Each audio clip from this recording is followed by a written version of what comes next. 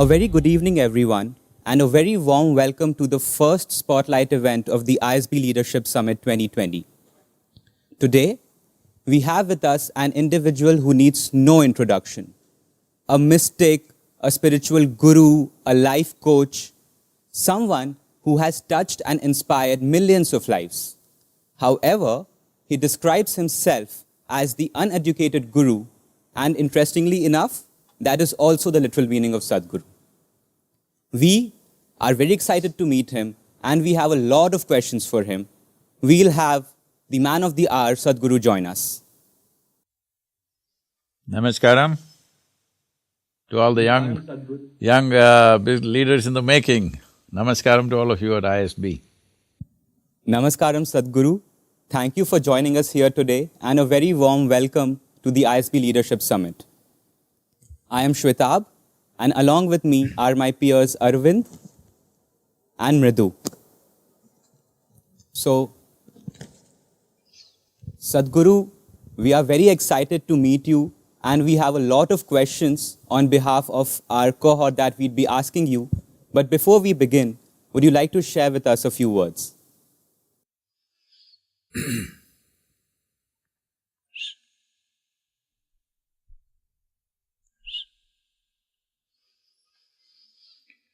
Jananam sukadham maranam karunam milanam maduram smaranam karunam kalavashadiha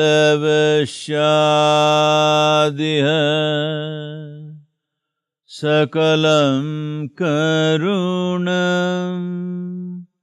samayadipate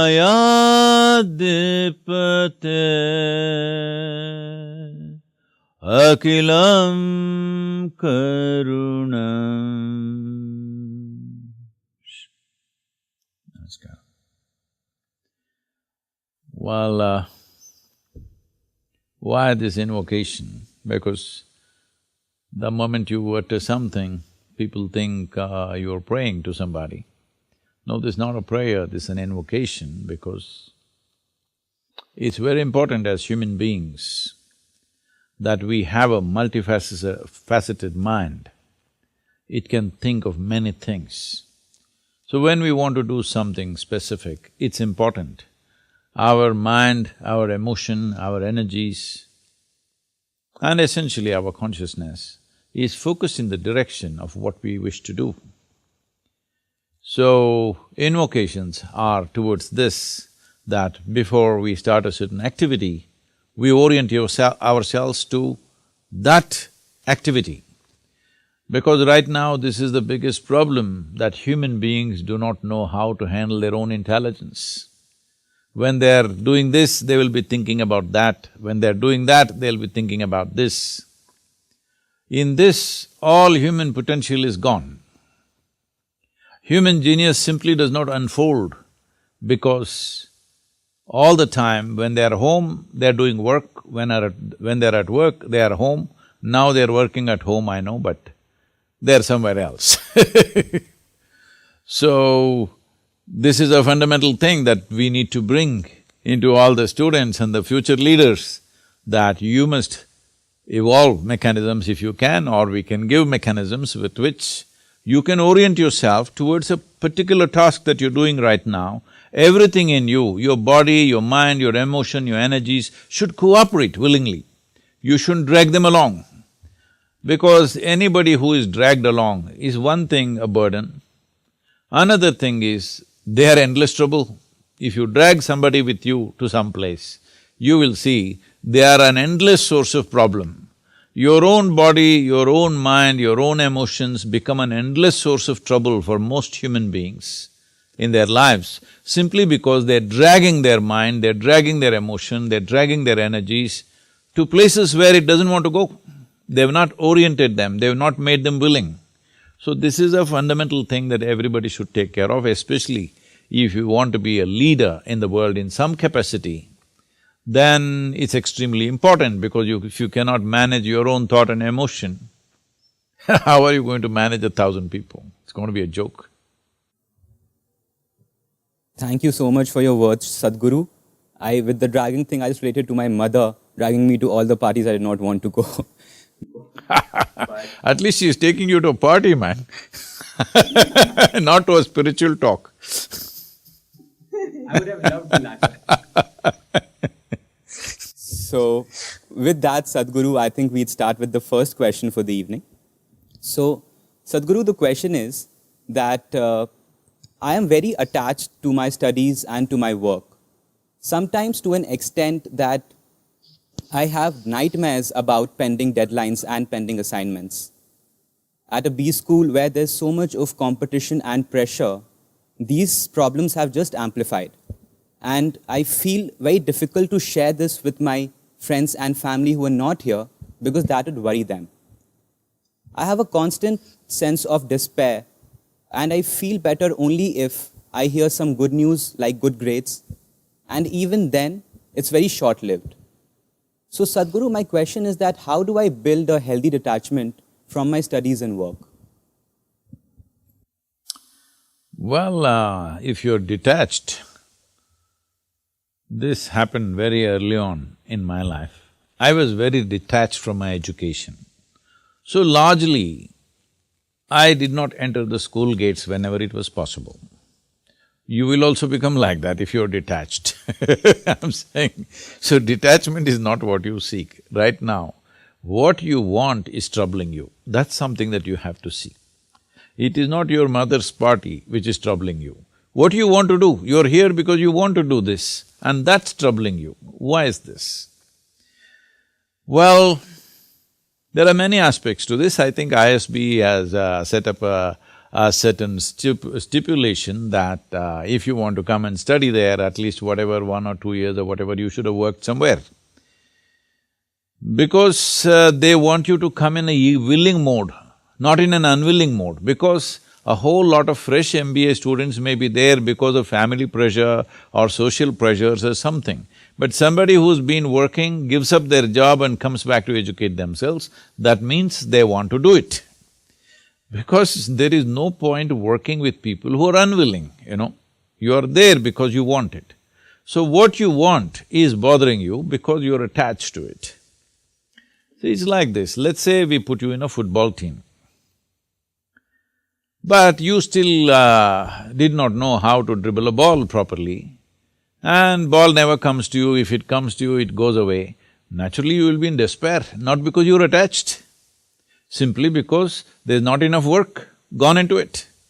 So right now, is this business school beyond your intelligence? I don't think so. It is very much within your capabilities. It is just that somewhere we are thinking, this is a fundamental flaw in our education system.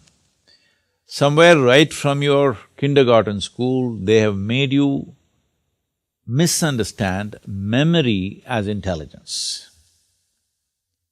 You think memory is intelligence.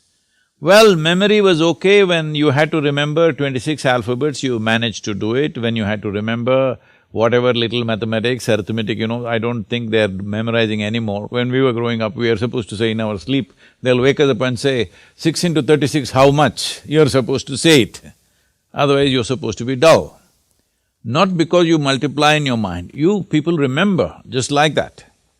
So, memory has been misunderstood as intelligence.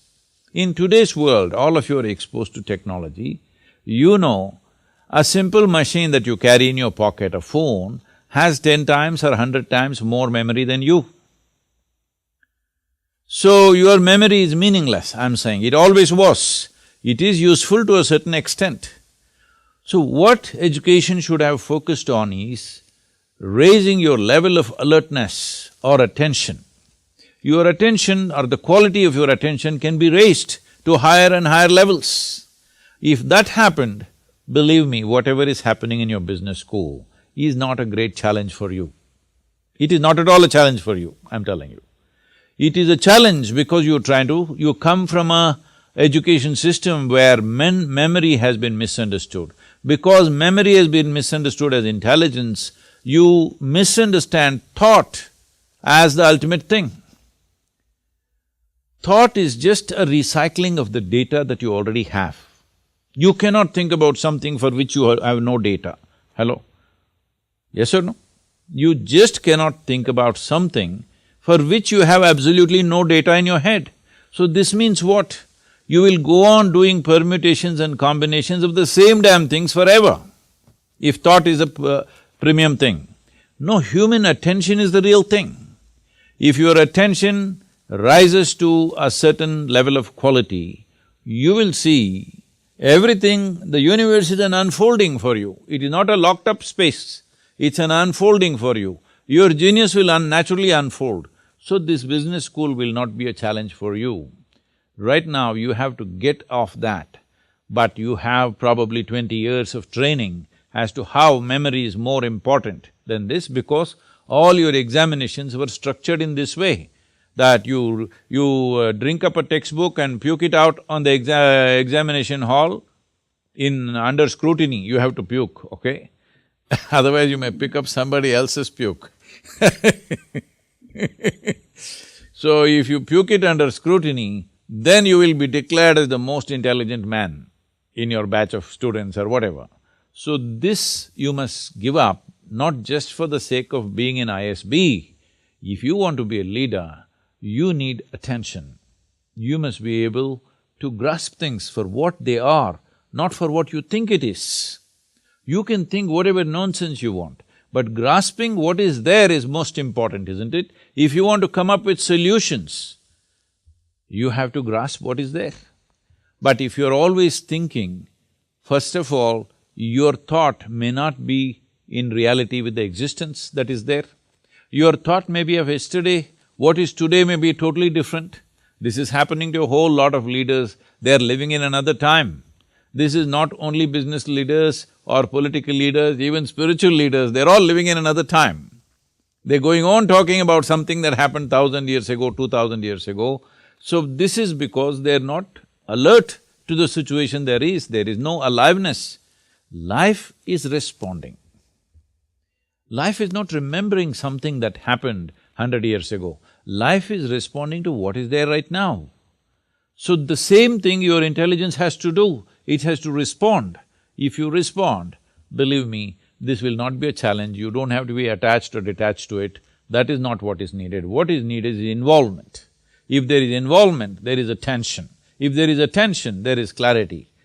But right now we are trying to muddle ourselves with thought and memory, too much memory and thought process, so there is no clarity.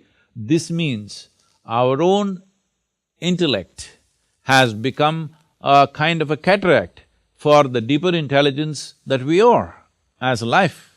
As a life, there is a fundamental intelligence within this. When I say there is a fundamental intelligence within this, if you… I was just about to say something else. You're a North Indian guy, you just eat roti, all right? You can put a roti in your stomach. If you are South Indian, there's one guy there, I think Arvind is there, he's tasted many more things. Even I have tasted Sadhguru. No, you taste it in North India, you taste idli in North. What I see is, as I move from Tamil Nadu up north, the idli slowly becomes harder. By the time I come to Haryana, it is like a golf ball. Anyway, if you put a piece of roti in your stomach, there is an intelligence, not even your head, your stomach has intelligence to transform this roti into a human body. When I say human body, I'm talking about the most sophisticated machine on the planet right now. Most evolved machine on the planet is this one, all right? This is a super computer. And you do this with what? With roti, huh? You have brilliance inside of you, but you are not able to access it, that's the whole thing. Thank you for that answer, Sadhguru. I'll try to eat more rotis, more better way. Hey, don't get all the North Indians against me, huh? It's only the food I'm saying, rest is okay with me. Thank you so much, Sadhguru. Thank you. Sadhguru, so I have a question about a dilemma in a workplace setting. So in my last workplace, I used to work in the sales function. So very often, my manager would ask me to lie to clients, and if I would question him, he'd say, "You need to fake it till you make it." So in this setting, it's hard to stick to a principled approach because I have to pay the cost very professionally for this, right? So what is the best way to navigate this in a workplace setting in the modern world? What were you selling, huh? That you have to fake it till you make it. What were you selling? Don't tell me. No, but because in Today- sales you want to talk about what clients you have and things like that. So sometimes there'd be a little exaggeration, showing your past clients that you don't have as clients anymore. So small lies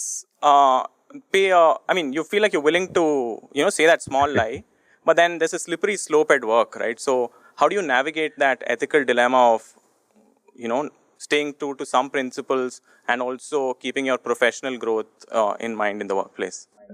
Do you remember your mother was such a big liar when you were just 1 year old? Huh? Do you know this? That she told you, she showed you a ball of curd rice and said it fell off the moon and you ate it up. To make you eat, she told you many things.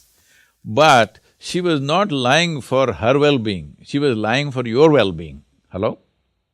So do not go with this very rigid sense of what is true, what is false.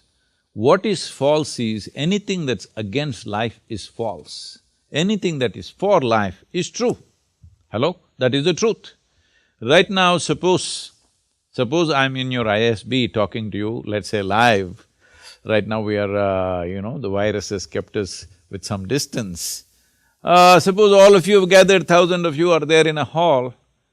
As I'm coming in, a terrorist who's strapped up with bombs around himself, because he wants to have maximum impact, he asks me, where are the people? I will point him in the opposite direction, that way. Or shall I point him towards you? Hello? I should point towards you, be truthful?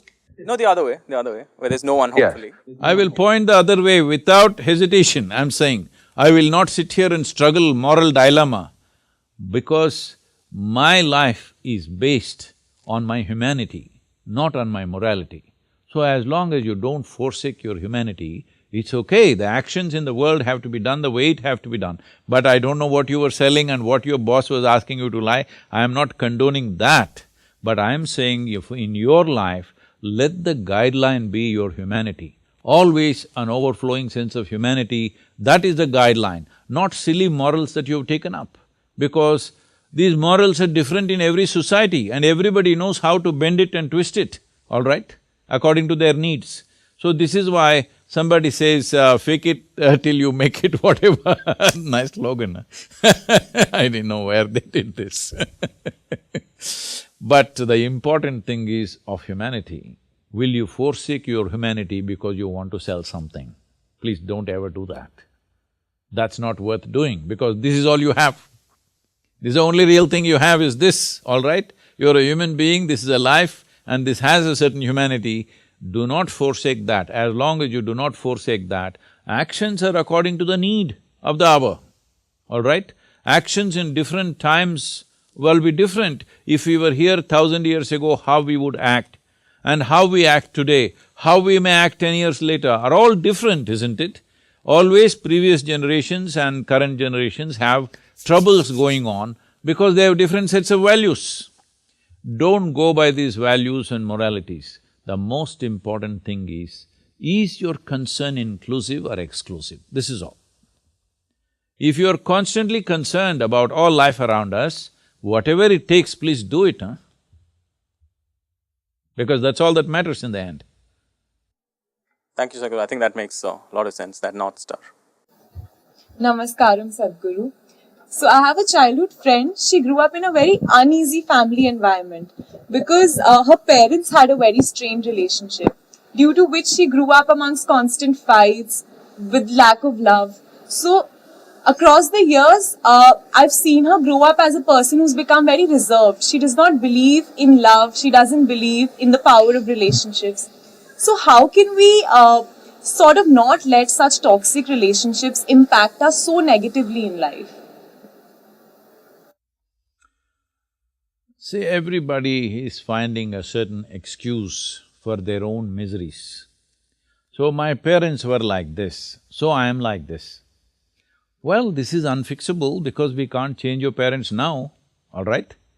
Hello? Can we change them now? So, you need to understand this, especially if you have gone through tough situations in life or horrible situations in life, let's say. Is it not important that you become wiser sooner than other people? Sooner than other people who've grown up in comfort, who do not know what it is to see those things? Is it not very important that you should become wiser? No, instead you choose that you also become miserable because they were miserable people. So let us understand this much. You have an intelligence to recognize that they are living badly. How come you don't have an intelligence to recognize you are living badly right now? And you don't even have the fundamental integrity to see, if I am living badly, it is me who is making this. Because there may be situations and situations. For every one of us, there are situations. In fact, the more you try to do in the world, the more and more many ugly situations you will have to face, whether you like it or you don't like it, okay? Now, because you face ugly situations, will you also become ugly, or you will use this as manure to blossom into a wonderful flower? This is a choice that you have. So everything that hurts us, everything that in some way is negative in a given situation, whether you will become wise or you will become wounded is your choice. Do not look for ideal situations because there is no such place. There is no such place. Wherever you go, there will be something happening that you think is negative. Whether it's negative or not, I don't want to make a judgment. But in a given place, you think there is negative. A whole lot of people who have applied to get into your institution like ISB, they are all thinking, if I enter ISB, it is like heaven. But I'm sure there are many people in your institution who think this is the most horrible place, full of politics, full of nonsense, full of this. Aren't there such people? Hello? I'm sure they are there, you don't become one of them. Because in every place there are issues, all right? Where there are two people, there is an issue. How we conduct these issues depends on, are we in a state of conscious response to these issues, or are we in some compulsive reaction to these issues? This determines how we conduct ourselves. So, whatever happened in your early age, this has become a syndrome all over the world because they've all read a little bit of Freud, little bit of Maslow, little bit of all this European psychiatric stuff. And everybody is a psychiatrist. Because my parents were like this, I am like this. Come on, huh? Where is your intelligence? If your parents were like this, you must take a vow, you will never ever be like that. Hello? Yes or no? If your parents lived so badly, if it is true, I don't even know whether they lived badly or not. This is her perception of it, all right? We do not know how they lived, but going by her words, assuming it is true, if they lived badly, is it not your business to see never ever you commit such mistakes as they're committing in their lives? Is this not what human intelligence capable of? Or human intelligence is like, they study rats and make all kinds of conclusions about human beings today. They're not very wrong because a lot of people are still living like rodents. A whole lot of experiments about human beings are on rodents. Be looking at the behavior of the rodents, people say, oh, human beings like this, like this. Is it not a sad story? Being the most evolved creature on this planet, I want you to understand, for you to come to this level of intelligence, it's taken millions of years of work, of evolution, to get you here, to the peak of evolution on this planet. So being the peak of evolution, are we displaying that we are at the top of the world? Are we? No, we want to sit on somebody else's head and think top of the world. No, we are already top of the world as human beings, isn't it so? But look at the way we are behaving, all the time complaining about something or the other. Let us understand this. What the world throws at us, is not necessarily your choice. But what you make out of it is entirely your choice. Yes? What you make out of it is entirely your choice. Your experience of life, this much you must come to every one of you young people, if you want your potential to open up in the world, one important thing that you must fix in your life is your experience of life, either peacefulness or agitation, either joy or misery, blissfulness or suffering, whatever it is, your experience is entirely made by you. Other people are doing what they want, their drama they're conducting. It is your reaction to that which is causing these experiences to you. Right now, if I abuse you, I won't, I'm just telling you, Mrudu. Suppose I abuse you, the abuse is in my mouth. It is not a bullet, it doesn't come and hit you, but it's your reaction which causes the suffering, isn't it? Suppose I abuse you nicely in Tamil language or Telugu or Kannada, this guy will understand that's a problem. But if I abuse you in a language that you don't understand, with a smile on my face, you will think I'm saying sweet things to you, isn't it? And you'll respond nicely to me. So I'm telling you, your experience of what is happening with you right now is 100% determined by you. Human experience happens from within, not from outside. Outside influences are there. How far we allow them to affect us, unless they're physical situations. You're in a war zone, somebody is shooting at you, that's a different matter, all right? That needs to be dealt with in a different way. Even there, a conscious response will give you better chance of survival than wild reactions. So, the privilege of being human being is this, that we have an intelligence to determine what should be our experience of life. Other creatures are in a natural, instinctive, compulsive reaction. We are supposed to be above that. But most human beings are trying to disprove this, and they are also in a compulsive state of reaction. And above all, parents. Well, they are living the way they know best, isn't it? If they knew any better, they would have done better. They're doing their best. Well, they gave birth to you, which is a phenomenal thing. Maybe not willingly, but they gave birth to you one way or the other, and they gave you enough food and education and nonsense, whatever you needed, and brought you up to this level. Now don't keep on looking at the rear view mirror forever. They brought you up, you've grown up into an adult, you survived, all right? Many children die early on, parents not being able to provide. A whole lot of millions of children die in the world because parents are not able to provide for the children that they give birth to. They brought you up, you've grown up, you are in the rear view mirror. Please, leave the rear view mirror and look ahead, because you can't fix your past. There is no way you can fix an yesterday, but you can create a tomorrow. Let's make that happen. Super insightful, Sadhguru. I'm just out of words. Thank you so much. Sadhguru, so my question is one that a few different students from business schools particularly will relate to, which is life at a B school almost necessitates, working really late. Because to start with, the academic workload is pretty heavy, and then you have a lot of extracurricular activities, and then you have group study assignments. So inevitably, people end up studying late into the night, and many people also prefer it because the night is a quiet time and they find that they're able to focus. So the opportunity cost of sleeping too much is very, very high, and many people just can't afford to do it because they'll be missing out on assignments and things like that. So in such a work environment, how would one really manage and look out for their quality of health and quality of sleep? Because you also function a slightly different sleep schedule as opposed to the rest of us, but manage to stay healthy. Well, in the business school, they're staying awake in the night. See, whichever way you do it, there are only 24 hours in a day. I've been requisitioning for more hours for a long time and haven't gotten any yet. Only 24 hours. So now the only thing you have to determine is how many hours of sleep your body needs, all right? Not you. How many hours of sleep does the body need?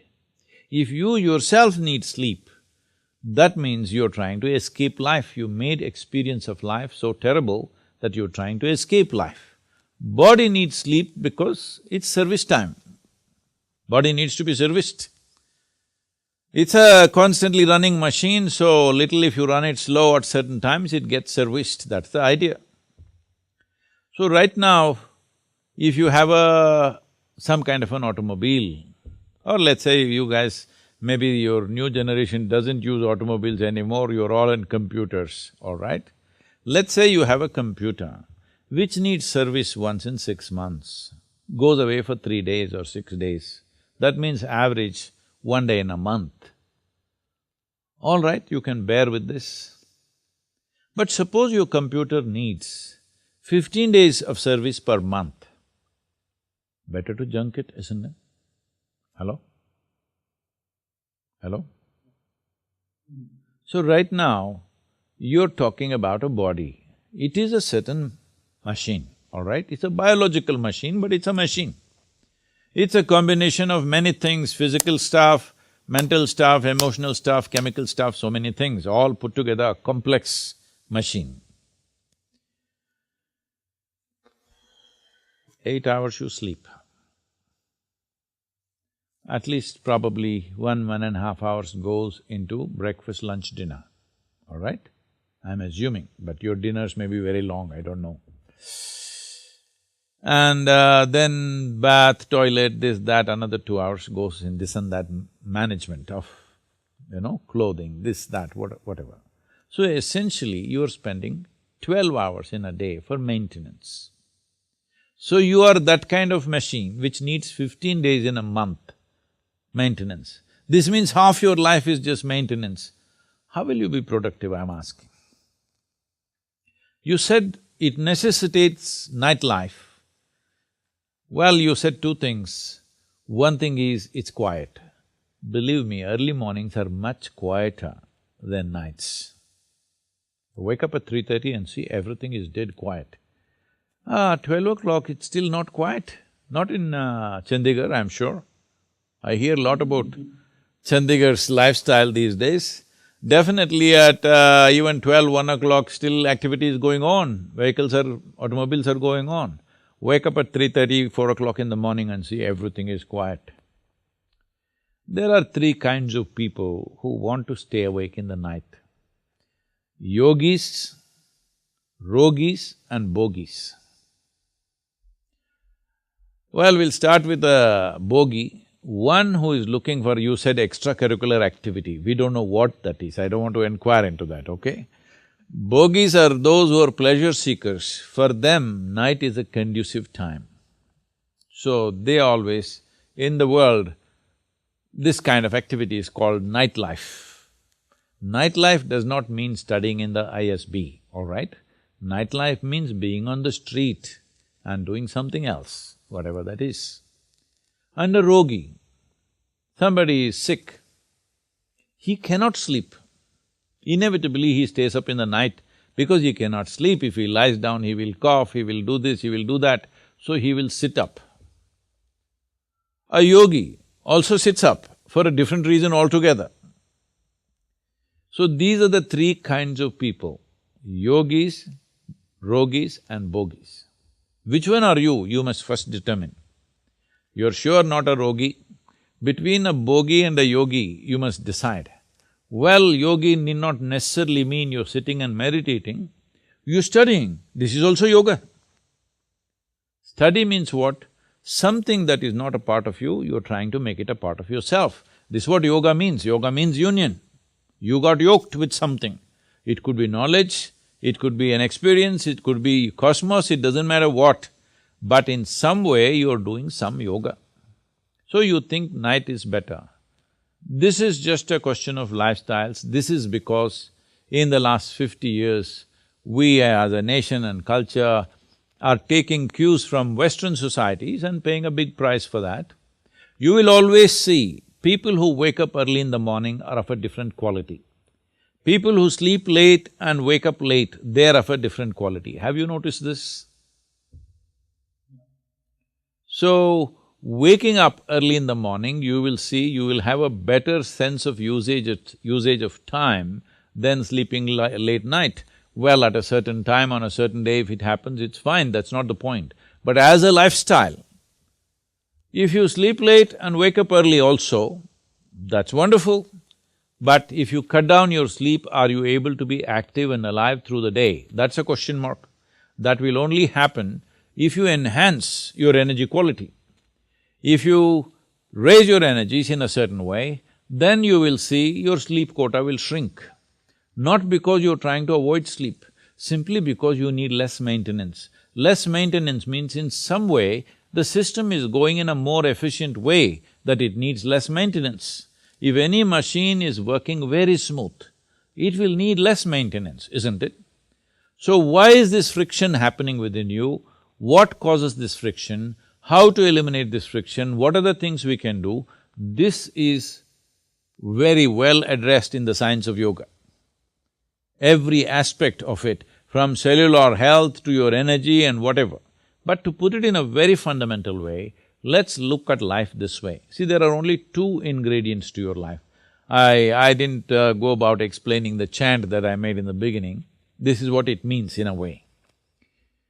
There are only two ingredients to life. You have a certain amount of time and a certain amount of energy. This is all life is, isn't it? Hello? This is all life is. A whole lot of people are not conscious about this. They don't know that they have a limited amount of time. Well, intellectually they may know, but experientially they are not walking on the street being conscious of the mortal nature of their existence. Being conscious of your mortal nature means you know you have a limited amount of time. See, right now, let's say day after tomorrow is your examination.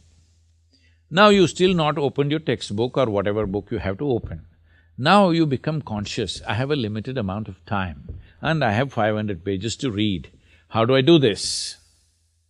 So you will find innovative ways of how to do this. Yes or no? You will try in so many ways how to do this.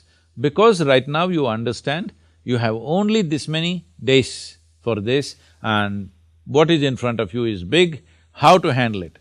So this is what mortality means. For the entire life process itself, we have a limited amount of time.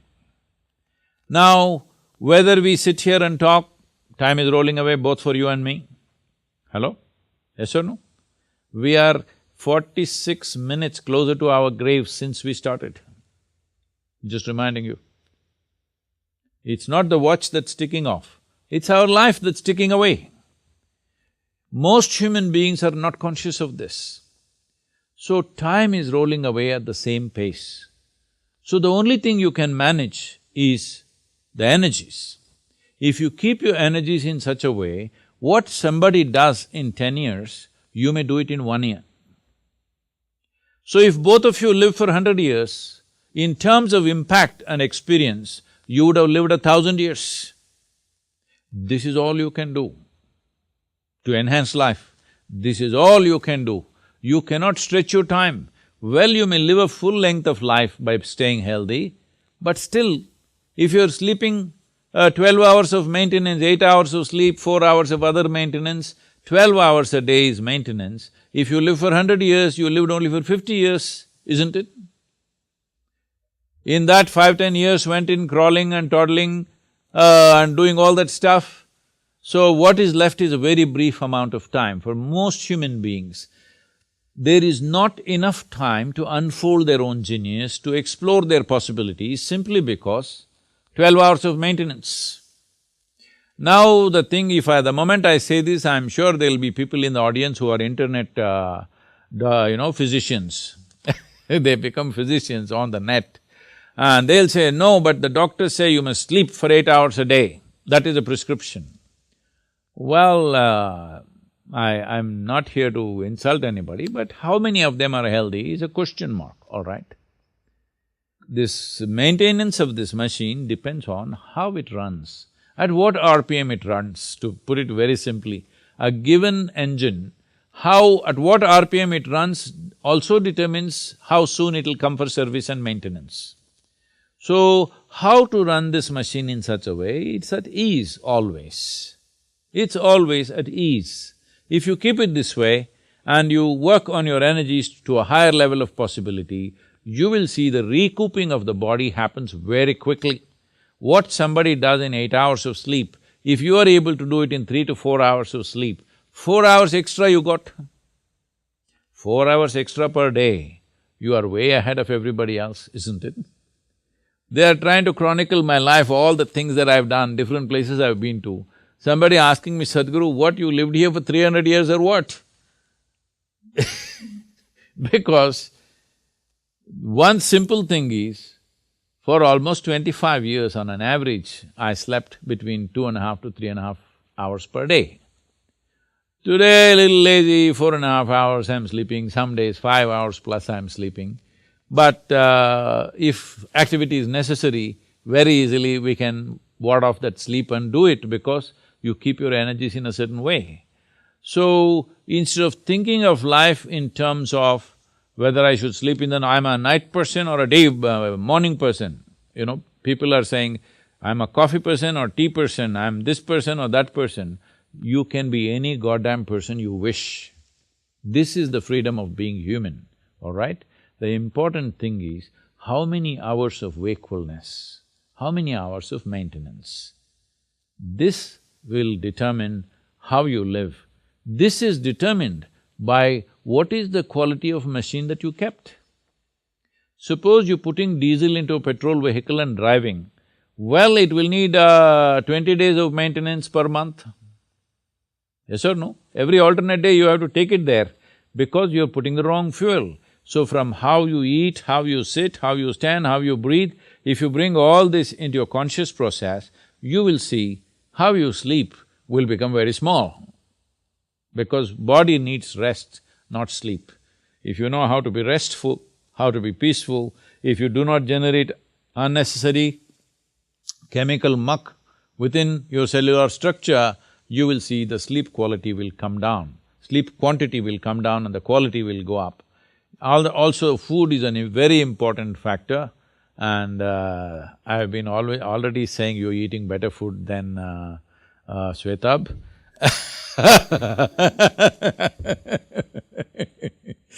So, what kind of food we eat, there are various dimensions to it. It's not just about protein, vitamin, minerals like this. There are other aspects to the food.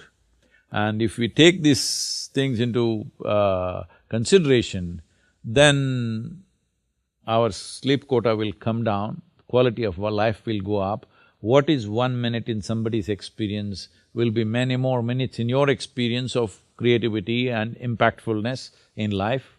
So this is the only way you can enhance life because in terms of time, 1 minute is 1 minute for me and you. Whether we do something, don't do something, sleep, awake, time is just rolling away, not waiting for anybody, isn't it? Yesterday went waste, so can we roll it back and live yesterday again? There is no such thing. There is no rewind on life, that's all I'm saying. You cannot rewind anything, it's gone. What's gone by, a minute that's gone by is gone. So people are saying, I know in your parlance in the business community, people are saying, time is money. What a stupid thing to say. Time is life, it's a fundamental of life.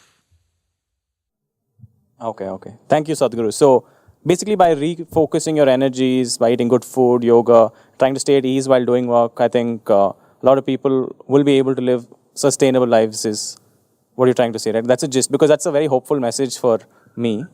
I did not say sustainable. See, this… No, I must tell you my experience. My early childhood, I'm made like this. Waking me up in the morning is a project. It's a very difficult project. So they make me sit up in the bed, I'll fall back and sleep. They make me sit up in the bed, my mother and my 2 sisters doing their best to get me out. If they make me get out of the bed, I will sit there and fall asleep. Then they'll drag me to the bathroom and my mother will put a paste on the toothbrush and give it to me, I'll stick it in my mouth and fall asleep. If nobody wakes me up, till I get super hungry or my bladder gets too full, Till then I will sleep till noontime if nobody wakes me up. I started practicing a simple form of yoga when I was little over 11 or maybe 12 years of age.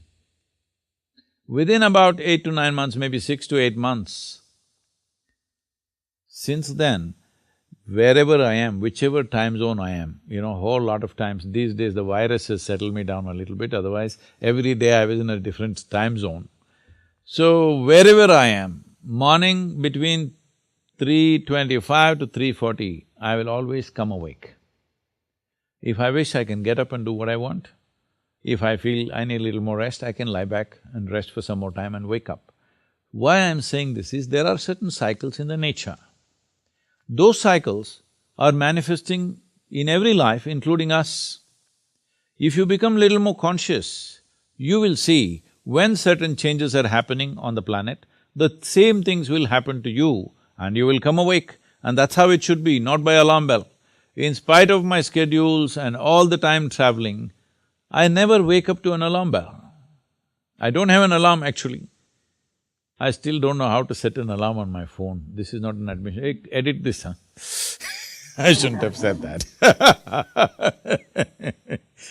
I've never set an alarm on my phone. I don't know how to set that because I don't wake up like that. If I have to wake up early, catch an airplane, do this, do that, well, it will happen because the body is capable of that. This is the most complex mechanism. Is it not important we learn to use this well? This is the highest technology on the planet, but most people have not read the user's manual yet.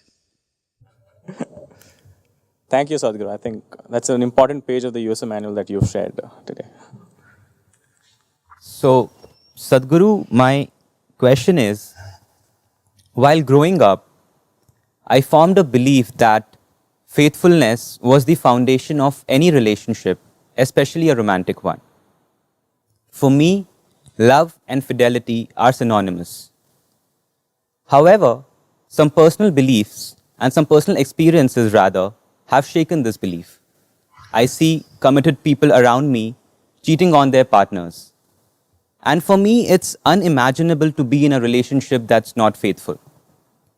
This fear of infidelity and the pain that the hurt might cause holds me back from engaging in any romantic relationship. So Sadhguru, my question to you is that how do I overcome this fear so that I am able to experience the joy a romantic relationship brings? This fear that you have may make you a topper in the ISB, huh? I hope so, Sadhguru. Not happening yet. So, see, this is all happening the way it's happening because people are trying to live too early. When you should be growing, you're trying to live. No, you should wait a little more and grow up really well. Growing up really well doesn't mean just physically reaching a certain height or weight. All aspects of your life should reach before you mess with another life, I'm saying. Before you touch another life, you must be in certain sense. But now that's been taken away, this is called freedom. At the age of 14, 15, relationships are happening, or even earlier it's happening, which is leading to all kinds of mess because you're still childish. You do not know what are the consequences of this, what it is. Oh, there is no consequence, I've had this in my life, nothing happened. Well, nothing happens, that's what I'm telling you. Nothing significant happens in your life, that is the problem. See, the biggest problem of life is not that something happened. Nothing happened in your life, that is the worst thing to happen. Hello? Nothing significant happened, nothing impactful happened in your life. That is the worst thing that happened because you are going by your physical compulsions here, there, whatever. I am not trying to be moralistic, that is not my way of looking at life. All I am saying is, tell me, in your education right now, without being committed to what you're doing, do you think you'll get somewhere with your education? I don't think so, Sadhguru. Tomorrow, let's say you start an enterprise. I'm saying an enterprise, not a job, because people go through jobs without commitment. If you start something of your own, do you think you'll take your business somewhere without a profound sense of commitment to it? No, Sadhguru, I don't think so. No. Not just being committed, you must be devoted. You must become a devotee of what you're doing. Only then the best will come out of you, you will give your best to it. Only then it may happen, all right? Even then there are question marks in the world.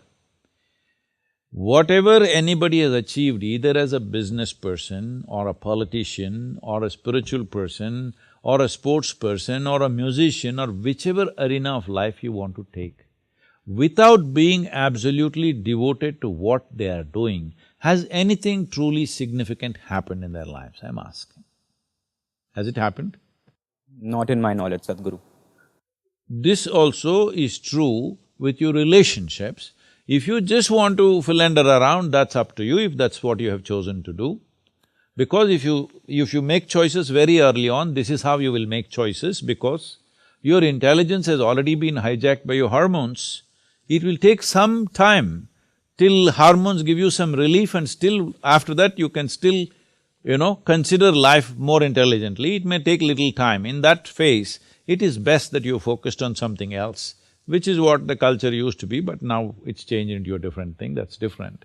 This is not a moral judgment on a generation of people or whatever. All I'm saying is, if you want to know something profound about relationships, if you want to experience something very profound, this will not happen unless you're absolutely devoted to something. It will not happen. Well, you want just little pleasures around, it's fine, that's how you have chosen. You want to live the surface of life, that's up to you. But if you want to know the profoundness of every dimension of your life, the physical aspect of your life, the intellectual aspect of your life, the emotional dimension of your life, and the profound sense of being, on all these levels, if you want to know and experience life in a profound manner, that will not happen without being devoted to each one of those things absolutely, otherwise it will not happen. So now why this talk is, because there are only two things in your life. The value of your life is only in two things: profoundness of your experience and the impactfulness of your activity. Yes or no? These are only two things that are there in your life. So if you value that your experience here should be profound and what you do must be impactful in the world, then without devotion you're not going to do it, without absolute commitment you're not going to do it. Sadhguru, may I ask a follow-up question to that? Something related to what you have said on this earlier. So Sadhguru, on the former part of the question, when you say that we start on very early in our lives, 14, 15, and that is one of the reasons for this trouble because our intelligence is not that matured. Also, you have spoken that a little later in our lives, when we are 25, 30, our beliefs are so strong, it's so concrete, and when we come across a person of the same age, there's a friction that's created. That kind of is a dilemma in my mind. Sadhguru, if you can please clear that, that will be really helpful. See, as time goes by, life should mature, not become concretized. Suppose you look at a bird. Initially life comes as an egg. Somewhere as life matures, the shell will break and it will hatch. Well, as a human being you may have no such experience, but we were also in a certain kind of protective atmosphere of our mother's wombs, and then we came out. From there on, life should become more and more mature. Maturity also means freedom, right? Instead of that, a whole lot of people grow up like concrete blocks, that they concretize themselves with full of conclusions about everything. See, if you want to grow, you should not have a conclusion about anything. You are willing to pay attention to everything that is there right now and keep growing with it because that's growth. If you make too many conclusions and two concrete blocks meet, only clash can happen. How can anything else happen? If you are really growing up, see, as a child, when you were 5, 6, 7 years of age, you were joyful by your own nature, huh? Somebody had to try hard to make you unhappy. Today, you are coming to a place that someone has to make you happy. Because you think somebody else is the source of your happiness, well, there is a lot of trouble. If you try to squeeze happiness out of someone else, that someone will make sure your life is messed up in so many ways. Maybe not by intent, but in reaction. Instead of looking at, see, this is something we need to do. If two people have to come together, they must come together because they have something to share, wonderful things to say, wonderful things to share. I'm saying as a being, not just about saying.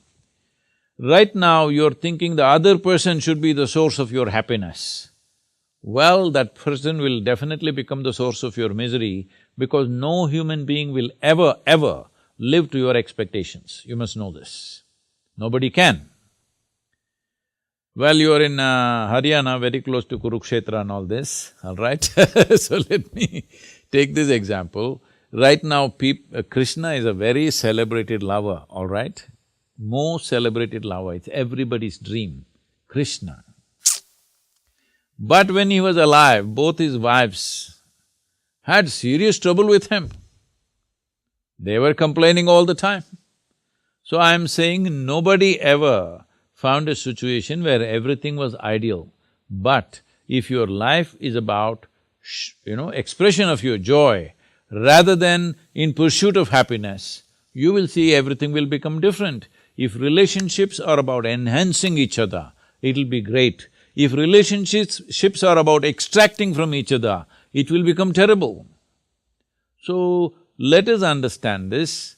You are forming a relationship because you need it, all right? Your needs may be many, physical needs, psychological needs, emotional needs, social needs, financial needs, we don't know what all needs. Whether your relationship is essentially need-based, your need. Initially, you form this relationship understanding it's your need. But once it happens, after some time you start believing it is their need which is keeping the relationship going. No, it is your need which is the basis of your relationship. If you see this, you will always be grateful, you will always appreciate the other human being for whatever they are, and it'll be fine. Above all, first thing is, you should not be a miserable human being trying to become joyful because of somebody. You're a joyful human being, forming a relationship with another joyful human being, fantastic. Otherwise, you must become an ascetic. At least it saves one more person. Thank you so much, Sadhguru. It does answer my question. So Sadhguru, when you agreed to come to ISB for this talk, not only our current batch, but our entire alumni community was very keen to answer and ask questions from you. So we have 2 alum questions. Let's have the first question for Sadhguru to answer, please. Namaskaram, Sadhguruji. Namaskaram. I am Manas Subramani, an alumnus of this school. The question that I would like to ask you is that in this increasingly polarizing world, for example, the US presidential elections, what are the primary factors basis which you would suggest that one should be choosing or electing a leader for themselves? Thank you. See, I don't know, this has become like a standard chant all over the world, increasingly polarized world. Well, I would say the world is far more democratic than ever before in the history of humanity. In the past, if you look back and see, anybody who was not your clan or your race or your religion, people were just killing them without a question. At least now they're asking some questions and then they attempt things. So, talking about the US election as the most polarized, I was with one of those social media stars and they asked a similar question, never before America has been polarized like this. I said, well, you had a civil war, didn't you? Oh yeah, that we had, but this is more than that. This is not more than that. This is a democratic process. When an election comes, people will talk vehemently about their choices. It's perfectly fine.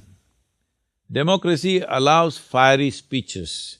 As long as you don't talk about killing them, beheading them, murdering them, this kind of rubbish.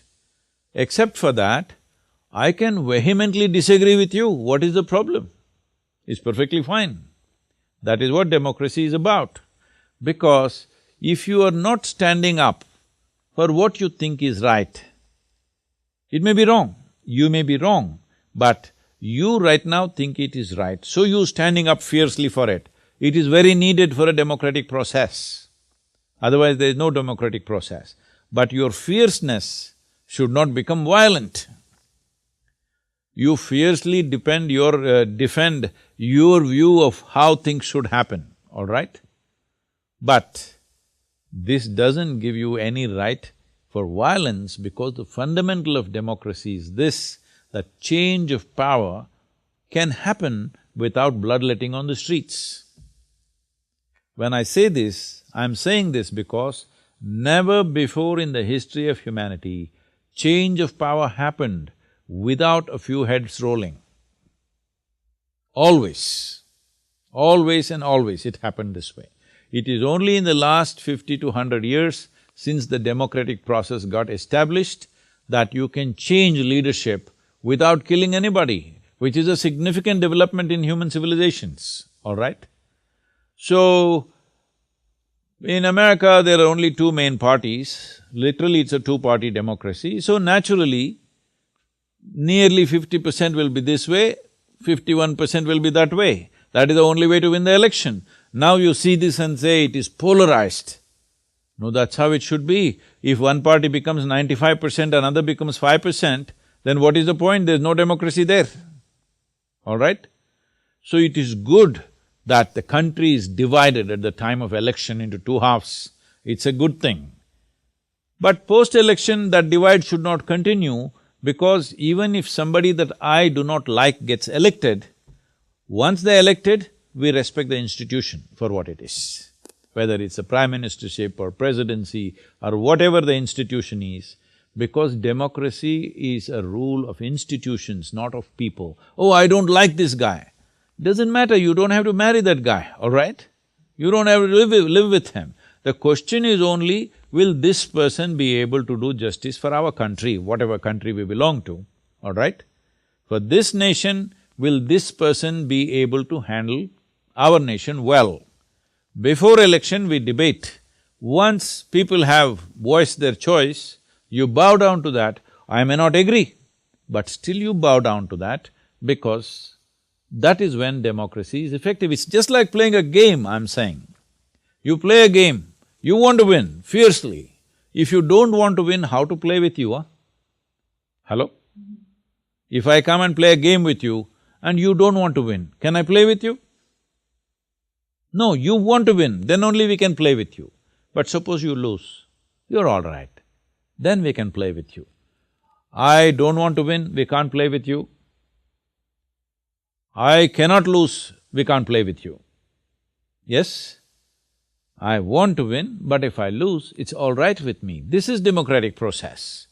So, there is no polarization. Yes, today you hear more noise because never before ordinary citizens were empowered to speak. Only media said what it said. They printed everything. Now everybody is able to publish whatever they want, all kinds of people. Some people who have an understanding of things, some people who have no understanding of anything, half-wits, half-brains, every kind of people have an expression on the social media. But they may be half-brained, but they have a full vote, so it matters what they say, I'm saying. They may be uneducated, they may not be in a business school, they may be doing nothing worthwhile, they may be drug addicts, they may be useless people, but they have the same vote that you have, so their opinion also matters. This is democracy. You may not like it, but this is democratic process. So the most important thing for a democratic process to be a productive process is, we must educate the entire population in a more comprehensive way, not just in terms of degrees, but in a more comprehensive way, understanding the full breadth and depth of what this nation needs, what the people need. If everybody have some sense of this, then the voting will happen in a more educated and informed way, which is what needs to happen. That is not one day's job. A generation has to work for it, then only it'll be a successful process. Thank you, Sadhguru. That's indeed a very interesting take on the term increasing polarization globally. Let's take the second alum question now. Let's look at the second alum question, please. Namaskaram, Sadhguru. Lord Ram and Lord Krishna were very different in their leadership styles. In my understanding, Ram would follow the books, whereas Krishna would not worry about the means if the end goal was right. Sadhguru, whose principles should a modern-day CEO emulate, Ram or Krishna? Are you picking up two people from Uttar Pradesh, huh?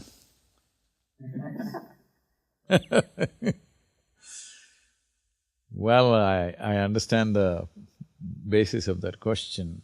Should I play by the rule book, or should I play by my conscience or consciousness?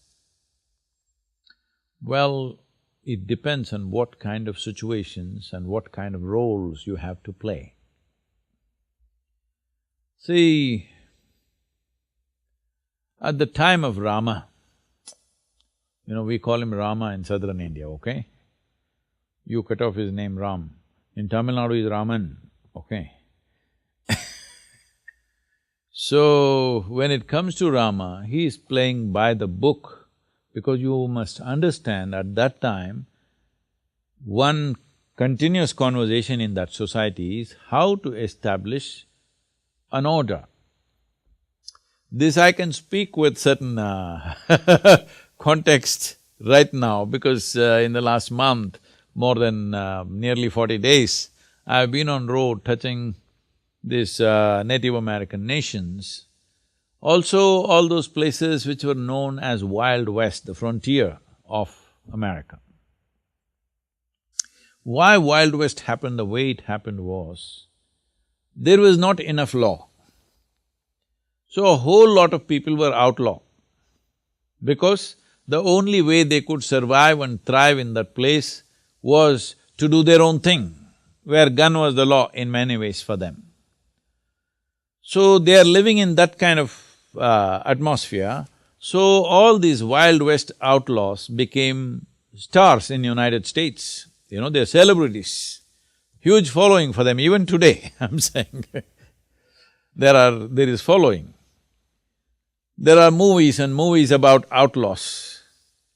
Because the law itself was so ambiguous and so undefined that who is the law, who is the outlaw was very, it's a mushy place. There's no clear distinction what is law, what is outside of law. So killing a man, is it outside of law? It was not, because the law was also doing it, the outlaws also were doing the same thing, so they're asking what is the problem, kind of thing. So, Rama is at that kind of time, when in this subcontinent, there was no described law. So one important dimension of his life was, he wanted to bring order and civilization to that place. So he always talked about the thing, even if he saw it was very cruel what he was doing. For example, sending his wife back to forest the second time over, when she is pregnant, he knows it's wrong. He knows as a husband it's wrong, as a man it's wrong, but he is doing it because if I don't establish the law, who else will? If the king doesn't establish the law, all others will start doing their own things according to personal likes and dislikes. So this is, on one level, a hugely admirable thing, that you are willing to make very severe personal sacrifices for being a ideal administrator or to be seen as an ideal king by everybody, because you want to be an inspiration to be emulated by the rest of the citizenry, because you're just trying to establish a civilization. Not really totally civilized, you're trying to establish the laws. It is like the Wild West. Not exactly in those terms, but law is ambiguous. So he is trying to make it very clear, this is the way to conduct your life. By the time Krishna came, civilization was established, well-established kingdoms were there, clear-cut rules of life, business and warfare, everything was there. But just a handful of people were taking the law into their hands, twisting it as they want and doing what they want. Because, see, it is like when the law is not there, you have to treat it in one way.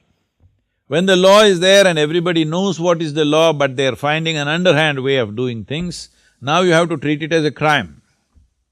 So how you treat crime and how you treat an outlaw, I'm trying to make a difference, there is not much difference, but I'm trying to make a difference because somebody is out of the law because he has no sense of law in his head. Somebody is a criminal, he knows what's the law and he's subverting it intentionally, all right? Not because of the compulsions of the situation alone, but he is by choice subverting the law. So in Krishna's case, the people that he is handling, the do brothers, 100 dus, Duryodhana and co, here these are people who exactly know what is the law of the time, but they are intentionally subverting it. So he deals with them completely differently, not by the book, but by his wit, by his, cunning also. Many times in the war, he was very cunning because he knows these people, if you go by the law and let them win, they are not going to give a just rule to anybody. They will do anyway what they want to do, all right? They'll anyway do what they want to do. They will not go in a just manner for the people. So he is dealing with them in a different way. So these are two different contexts. These are two different times. So what we need to see is, for their time, they are acting in a relevant way, both of them. Similarly, for our time, we must act in a relevant way. Now, law is 100% clear. You cannot be an outlaw, you cannot say, I don't understand. Right now still, like when we were growing up, this is a big thing around the world, this is the time of Fidel Castro and Che Guevara and all this. We are all thinking revolution, revolution. In India, all this Charu Majumdar, Kanu Sanyal and all these people, Somalu in the south, we are all super inspired by them and we want to go into armed conflict. Well, it took some time for me to come to my senses, but otherwise I was almost there, okay? Some of my friends went. I went till there, but then I found that organization was as corrupt as anything else, as the government is, so I stepped back. Why I'm telling this to you is, that was a time when I'm saying in 60s, 70s, we are still thinking this nation is not fully formed. But now this nation is fully formed, all our business should be is to establish the constitution in everybody's minds and hearts. It's very important, because that is where the largest well-being is. If I write my own constitution and you write your own constitution, nobody is going to be well in this place. If we want to address the largest well-being of this nation, largest number of people in this nation, then we must go by a single law, single rule book. It's very important.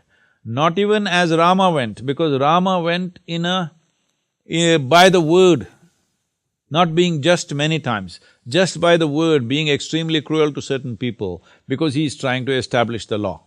But now that is well done, now we can look at justice in a completely more humanistic way. We can use the rule book as a guideline, that's what we are doing today in many ways. A few people have not come into the fold, unfortunately, but otherwise the largest population in the country is looking at the rule book as a guideline and apply the law in a humanistic manner. That is the idea of a rule book. Rule book is not a guillotine to cut people's heads, all right? But at one stage it is so.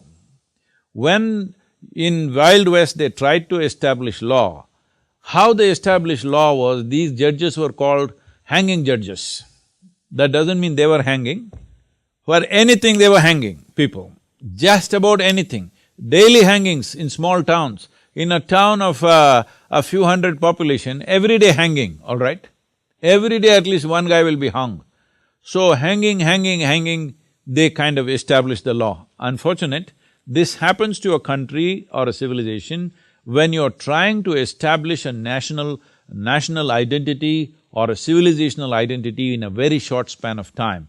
When it happens over a long span of time, it can happen with much less cruelty, but when it tries to happen in a very short, brief amount of time, enormous cruelty will happen. This is what people call as revolutions, this is what people call as establishment of law, whatever. But when they try to do it in a short span of time, wherever you see in the world, whether it's United States or China or Russia, wherever, when they tried to create a whole new civilization in a brief amount of time, it could only happen with enormous cruelty.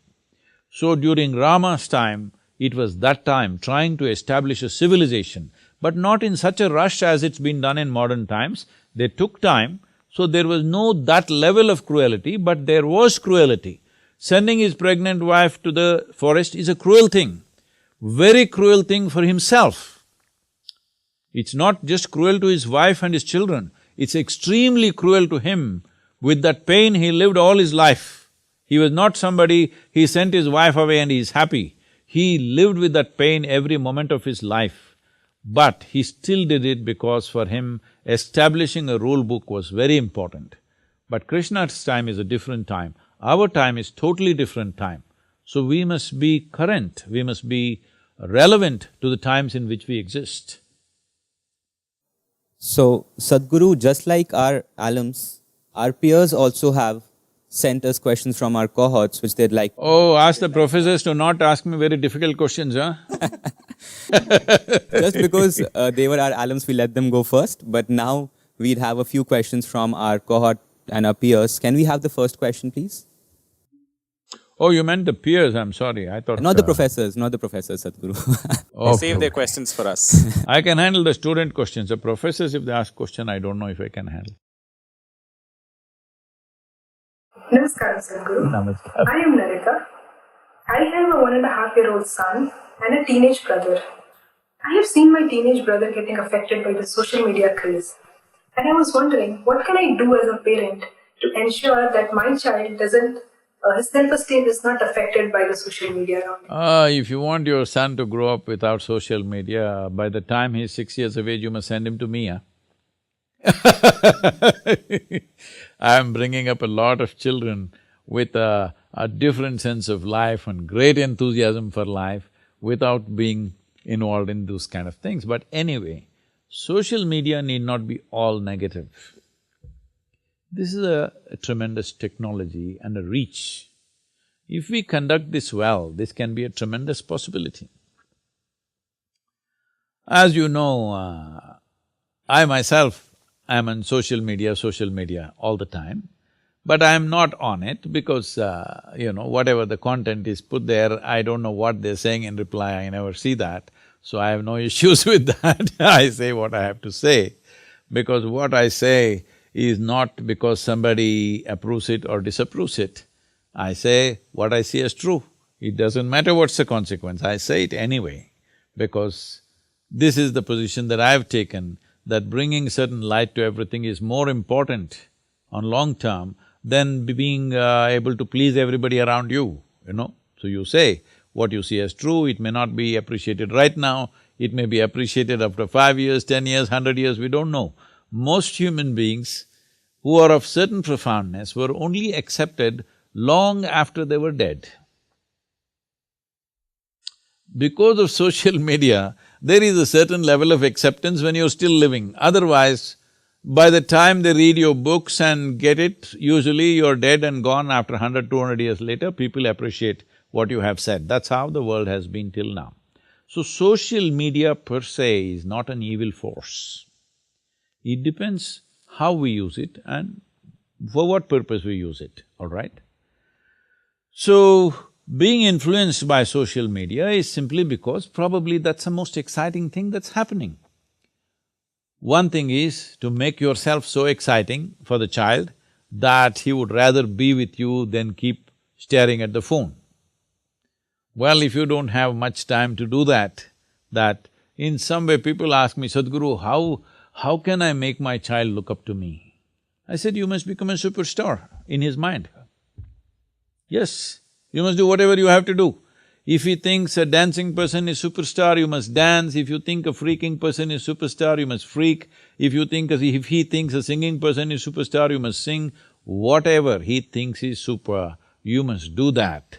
Very important, because that's the responsibility of bearing or bringing a new life into the world.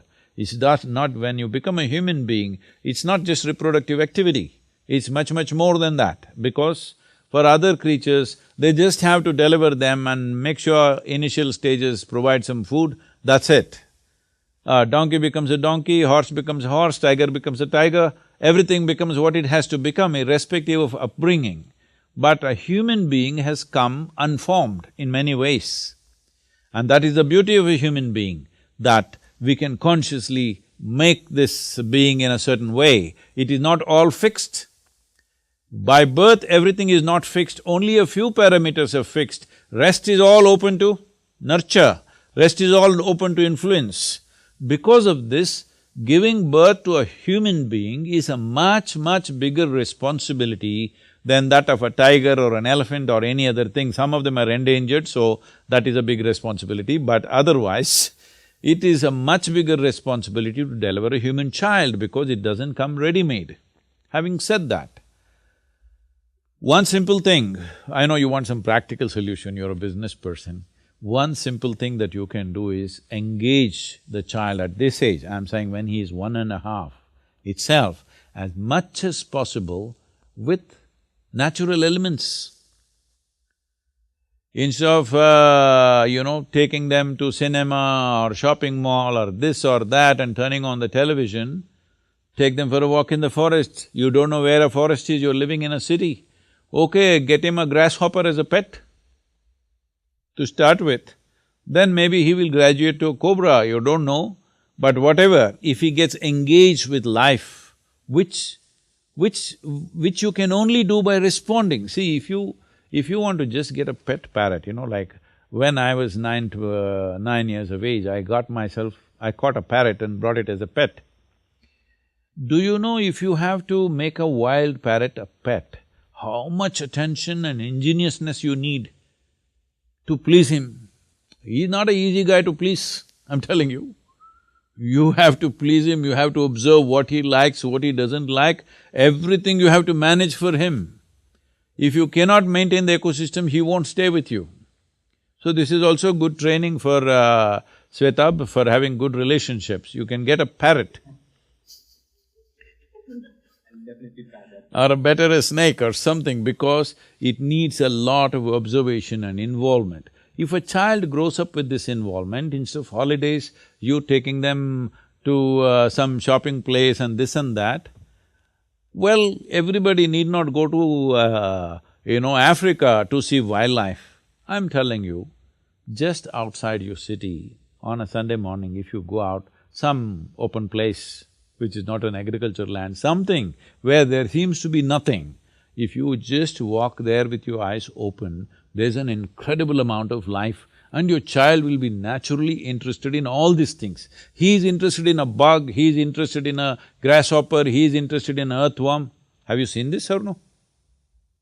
A child is interested in all these things. You must get him involved with life, because that is the healthiest association you can make, because he is alive. He thrives best with involvement and engagement with life always. Right now, in a human society, is that not life? No, this has just become thought, emotion, prejudice, ideas, philosophies, ideologies, belief systems. This is what most human beings have become, the social media is full of that. No, he must engage with life. Once there is a certain contact and an involvement with life, believe me, nothing else entertains you as much as engagement with life. Once that happens to someone at an early age, they will not get addicted to anything. They'll always be open to life. This is something that you can do. If you cannot do, you must send him to me That was a very practical answer, Sadhguru. Thank you. We will have just one more question from our peers.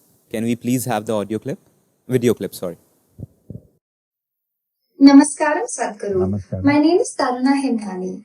I wanted to ask you that often I have seen people who get into spirituality let go of their ambition and leave things to destiny.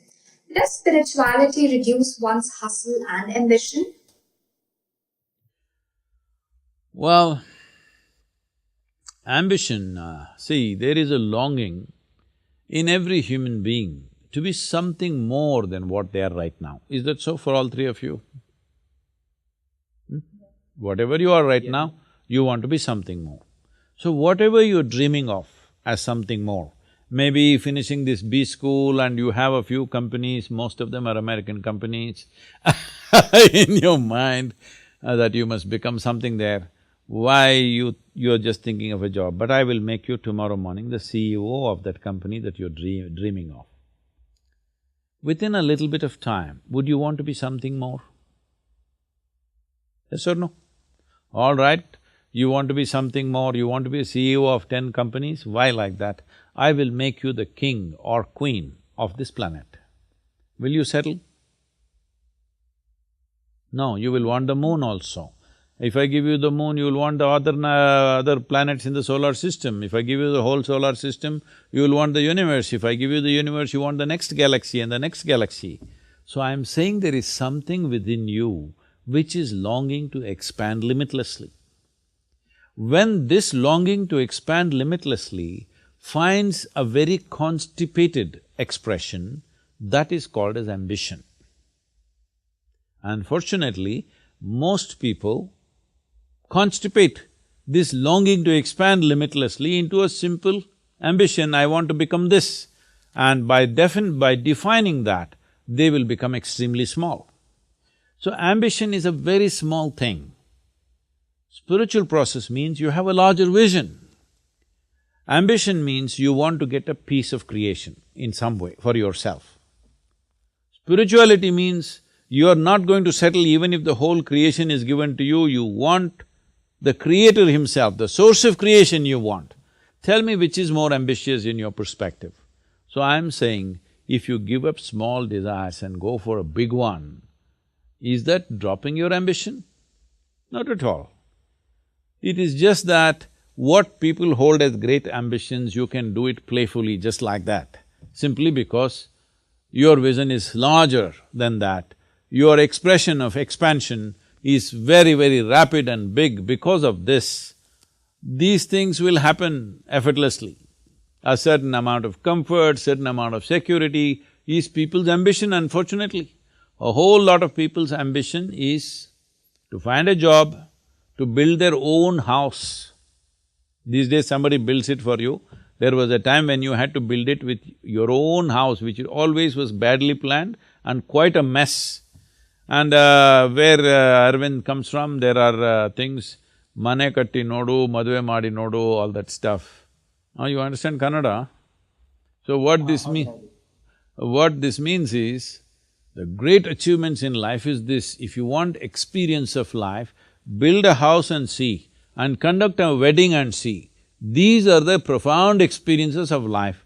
I think this is the dumbest way to approach life. This is what ambition means. You hold small things as too big. Getting a job, earning a living, getting to a certain place of comfort, these are not great achievements in life. A human being is capable of something far bigger, okay, infinitely bigger than that. So please do not constrict yourself with simple ambitions. Let there be a larger vision as to what you want to create. What is it that you want to create? As I said earlier, let me repeat this, the value of your life is only in these two things: profoundness of your experience, impactfulness of your activity. That's all that matters. Thank you, Sadhguru. We'll now move on to the next section. So, Sadhguru, you're very quickly, so I mean, you're very famous for, of course, being a spiritual guru, but also very famous for having a good sense of humor and a quick wit.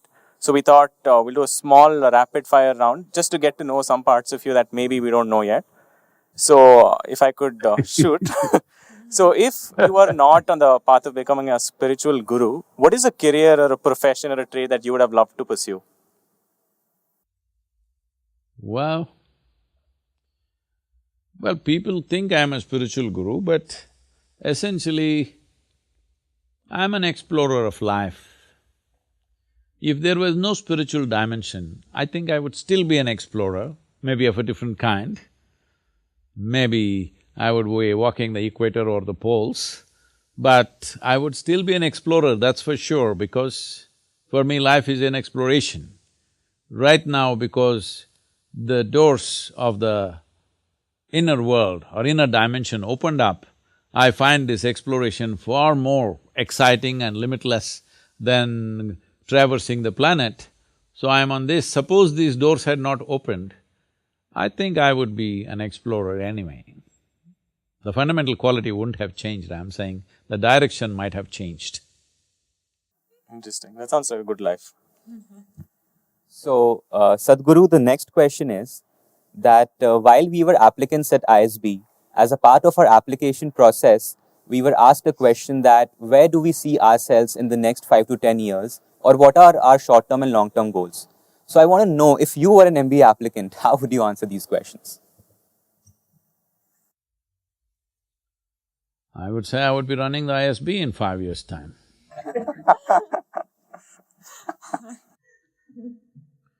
Beautiful answer. Wish we'd said that too. So Sadhguru, on to the next one. Is there anything specific about the younger generation that gives you hope for the future of the world? Is there any hope for the future of this world anyway? Well, is there any hope for the future? If young people like you are thinking if there is no hope, then it's a terrible thing. But there is no hope or hopelessness about the world. It is about what we do today will manifest itself as world tomorrow. So what are we going to do today? Instead of having a plan and executing the plan, a whole lot of people are busy wanting a prediction. So we will look at your hand, where are you going? We will look at the stars, where are you going? Well, most of the stars don't even exist. Do you know what the stars you see in the sky? They do not exist. Looking at them, you are deciding where you're going. I can imagine where you will go with this. So, do not look for predictions. It's very important. We decide where the world will go tomorrow. We must decide as a generation of people. That is when we can call ourselves human beings. Otherwise, we are like any other creature. Human being can determine what will be tomorrow. Yes? To largest possible extent, it's possible to do that. So, the young people, what hope do they give? See, one thing I see is just now somebody was complaining about social media. Though as confused as it looks, this social media thing, one thing is people are communicating with each other. People are more exposed to each other than ever before.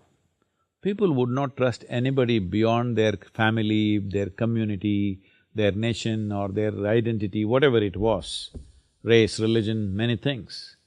But today, people are communicating seamlessly. A whole lot of people in, India and Pakistan are always at the border, we are rubbing at each other. But whole lot of Pakistanis following me and, regularly in contact with us. This is only possible because of the technologies and across the world. And I keep saying this because a lot of people don't understand why I'm as active as I am on social media. Can I take this rapid… I must shoot with one sentence, is it? No, Sadhguru. Go ahead, Sadhguru. See, this happened almost maybe about 13, 14 years ago. I was in United States and somebody was looking at, we were working together and somebody said, Sadhguru, every day people are typing out about 1 lakh people or 100,000 people are typing out the word spirituality on the net. I said, is that so? Then what is it that they're searching for? Let's see. So we typed out spirituality. First thing that comes up is a spa in Mexico. Second thing that comes up is a call girl in Northern California she's using all that SOP, whatever, spiritual, and she's coming up number 2.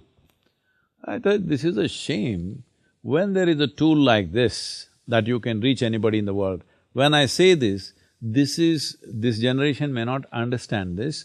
We must understand this is the first time in the history of humanity that you can sit here and talk to whoever you want anywhere in the world. Never before this was ever possible. Many great beings have come, all right? When a Rama came, we don't know if he could really speak to anybody. I don't think he could really open up and speak to anyone, not even one probably. Maybe Hanuman. When Krishna came, only one disciple, only Arjuna he is speaking to. Well, a Buddha came, he spoke to more number of people, but only in one part of the country. Jesus came, 12 people, one freaked on him, all right? This has been the history of humanity. This is the first time you can sit here and talk to the entire world. When there are tools like this, if we cannot transform humanity now, in this time and age, with the technologies that we have, that means we have no concern for humanity. If we are concerned for humanity, we must put the right things out. We must see what shapes humanity in a positive way towards the well-being of all in an inclusive manner. If we don't do this now with these technologies, it's a clear proof that we have no care or concern for any life on this planet, all right? We might have had many problems till now, but today we have technologies to communicate. We don't even have to knock on their door. We can just go through their window and tell them whatever we want to tell them, wherever they are, all right? When this possibility is there, this is the time to transform. This is the time to plan a transformation of humanity. This is a time to move humanity to a profoundness of human nature. This is the time to do it. So let's do that rather than asking for prediction, is there hope or no hope? If we are that kind of people who are frivolous, there is no hope anyway. But if we are that kind of people, the tools that we have, we are committed to the well-being of humanity, then definitely it is possible. This generation is more exposed to variety of human beings around the world like never before. This definitely should manifest as a more inclusive society over a period of time. When this excitement about social media and the dating apps and the nonsense is over, this excitement will get over after some time. It's new, people are on fire like this. But after that, we will start using social media in a more mature way, which is what we are trying to manifest, that are more mature ways of using this and making the world a far more inclusive place than the way it has been for all this millennia. Definitely, that possibility exists and we must make it happen. Thank you, Sadhguru. That's powerful potential there. But something more light-hearted. So very recently we got to know from your team that you're a pretty good cook. So I just want to ask, what is your favorite dish both to cook and to eat? Well, my cooking is very different from anything that you have eaten in restaurants and stuff. So if I tell the names, you won't understand because this comes from communities which are Telugu communities but living in Karnataka, so they imbibed… The foundation is Telugu cooking, but they imbibed Kannada cooking and they made something else out of it, which is very unique. Only thing is, I would say, don't come and eat my cooking because you will become my slave. If you don't want to be my I'll hold you by the tongue. Right. So, Sadhguru, the next question is that as kids, especially naughty kids, we used to play a lot of pranks on our friends, our families, especially siblings. So as a kid or even today, did you play pranks and on whom did you play them? All of them. Not just on other kids. I played pranks on everybody. Teachers, parents, anybody on the street, anybody. I didn't spare anyone. Whatever I did, they thought it's a prank. What could I do?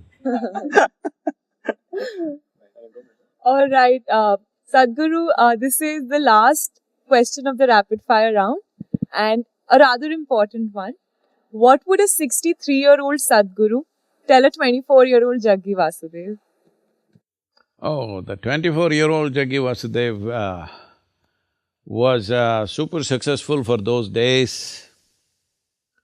Everything that he did was successful at that time. He was not going to listen to a 63-year-old man at all.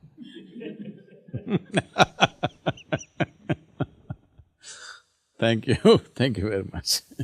So with that, we come to the close of this very insightful session.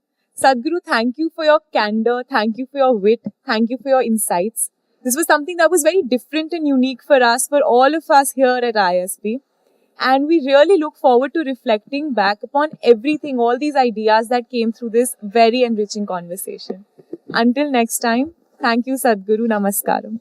Namaskar. I would like to wish all of you, three of you and all of the others who are online or who will watch this, you are in a premier institution in a country like India, where millions and millions of young people of your age, for them it's just a dream to be in a institution like this.